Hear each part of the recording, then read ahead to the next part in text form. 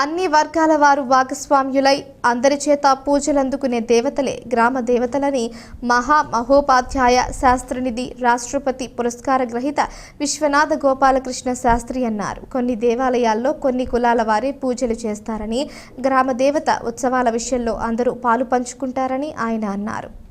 దేశమాత, భరతమాత, వేదమాత అని ఎలా స్త్రీమూర్తితో చూస్తామో అలాగే గ్రామానికి సంబంధించి స్త్రీమూర్తిని దేవతగా, గ్రామ దేవతగా కొలుస్తామని, శక్తి స్వరూపిణి వివిధ రూపాల్లో అమ్మవారిగా కనిపిస్తుందని ఆయన అన్నారు. డాక్టర్ చెల్లా సత్యవాణి రచించిన గ్రామ దేవతలు పుస్తకావిష్కరణ సభ స్థానిక కోర్లమ్మపేట కోర్లమ్మ తల్లి గుడి ప్రాంగణం వద్ద నిర్వహించారు. గౌరవాధ్యక్షులుగా పాల్గొన్న గోపాలకృష్ణ శాస్త్రి పుస్తకావిష్కరణ చేస్తూ డాక్టర్ సత్యవాణి రాసే పుస్తకాలు సమాజానికి ఎంతో ఉపయుక్తంగా ఉంటాయి అన్నారు. ఏ క్షేత్రం దర్శించినా అక్కడి స్థల పురాణం మొదలుకొని చారిత్రక విషయాలు, ఏ ప్రదేశాలు చూడాలి, ఎలా వెళ్ళాలి, వాహనాలకు ఎక్కడ ఎంత ధర చెల్లించాలి వంటి అన్ని విషయాలతో రాయటం సత్యవాణి గొప్పతనమని పేర్కొన్నారు. ప్రస్తుతం 38 పుస్తకాలు రచించిన డాక్టర్ సత్యవాణి 50 పుస్తకాలు పూర్తి చేయాలని ఆకాంక్షించారు. రాజమహేంద్రి విద్యాసంస్థల కరెస్పాండెంట్ డాక్టర్ టీకే విశ్వేశ్వరరెడ్డి అధ్యక్షత వహిస్తూ చిన్న విషయాలు కూడా పొందుపరుస్తూ డాక్టర్ సత్యవాణి రాసే పుస్తకాలు చేతిలో ఉంటే గూగుల్ గైడ్ అవసరం లేవన్నారు. సమాజానికి ఉపయోగపడే పుస్తకాలను ఆమె తీసుకొస్తున్నారని అభినందించారు. ప్రజాపత్రిక సుదర్శన్, విఎస్ఎన్ కృష్ణకుమార్, కోర్లమ్మ తల్లిగుడి పూజారులు పిల్లి రమేష్, రచయిత సత్యవాణి మాట్లాడారు. రాజమహేంద్రి కళాశాల డైరెక్టర్ తేతలి ఉమామహేశ్వరి, బివి రాఘవరావు, డాక్టర్ ప్రభాకరరావు, డాక్టర్ జయప్రద, కర్రి శ్రీనివాస్, మణి తదితరులు పాల్గొన్నారు. అనంతరం ప్రసాద వితరణ చేశారు. సత్యవాణి గారి పట్ల ప్రత్యేక అభిమానం ఉంది. ఆవిడ పుస్తకాలు ప్రతి ఆధ్యాత్మిక పుస్తకాలైనా ప్రతి పుస్తకాన్ని నేను చదువుతాను. 38 పుస్తకాలు కూడా చదివాను. ఇప్పుడు ఈ పుస్తకాన్ని నేను 3 సార్లు చదివాను. ఎప్పుడే నాకు 3 రోజుల క్రితం వచ్చింది. 3 సార్లు చదివాను. ఆవిడ పుస్తకం ప్రత్యేకించి ఏమిటంటే ఒక్క అక్షర దోషం కూడా ఉండదు, ఒక్క తప్పు కూడా ఉండదు, పట్టుకుందామంటే కాదు.